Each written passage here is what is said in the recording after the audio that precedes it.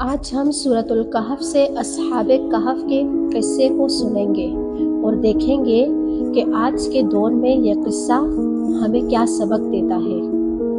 جب پورا معاشرہ ایک راستے پر چل رہا ہو اور حق پر چلنا مشکل بنا دیا جائے تو انسان کیا کرتا ہے؟ خاموش ہو جاتا ہے یا ایمان کو بچانے کا فیصلہ کرتا ہے؟ اصحاب کہف کی کہانی۔ سورۃ الکہف ہمیں چند نوجوانوں کی کہانی سناتی ہے جو ایک ایسے وقت میں رہتے تھے جب شرک عام تھا اور اللہ کو ایک ماننے والوں کو سزا دی جاتی تھی۔ یہ نوجوان تعداد میں کم تھے لیکن ایمان میں مضبوط تھے۔ جب بادشاہ کو ان کے ایمان کا علم ہوا تو انہیں دربار میں بلایا گیا اور کہا گیا کہ یا تو ہمارے معبودوں کو مان لو یا سخت انجام کے لیے تیار ہو جاؤ۔ انہوں نے صاف الفاظ میں کہا، ہمارا رب آسمانوں اور زمین کا رب ہے، ہم اس کے سوا کسی اور کی عبادت نہیں کر سکتے۔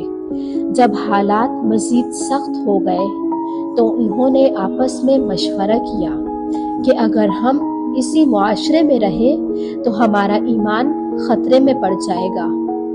چنانچہ وہ شہر چھوڑ کر ایک پہاڑ کی طرف روانہ ہوئے اور ایک غار میں پناہ لے لی۔ غار میں پہنچ کر انہوں نے اللہ سے دعا کی کہ وہ ان پر اپنی رحمت نازل فرمائے اور ان کے لیے راستہ آسان کر دے۔ اللہ نے ان کی دعا قبول فرمائی اور انہیں ایک طویل نیند سلا دیا جو کئی صدیوں تک جاری رہی۔ اس دوران اللہ نے خود ان کی حفاظت فرمائی اور انہیں ایک نشانی بنا دیا۔ جب وہ بیدار ہوئے تو دنیا بدل چکی تھی۔ وہ دین جس کے لیے وہ سب کچھ چھوڑ آئے تھے اب اسی دین کا غلبہ ہو چکا تھا۔ آج کے دور کے لیے سبق۔ آج ہم تلواروں کے دور میں نہیں بلکہ فتنوں کے دور میں جی رہے ہیں۔ آج دباؤ طاقت سے نہیں بلکہ اسکرین، رجحانات اور غلط معلومات کے ذریعے آتا ہے۔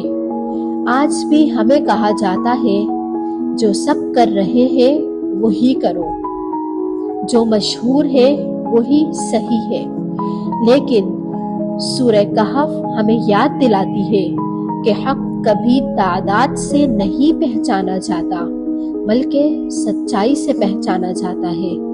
جیسے اصحاب کہف نے اپنے ایمان کی حفاظت کے لیے دنیا سے ایک قدم پیچھے ہٹنا قبول کیا، ویسے ہی ہمیں بھی چاہیے کہ آج کے دور میں اپنی سوچ، اپنے ایمان اور اپنی نسلوں کی حفاظت کرنی ہوگی۔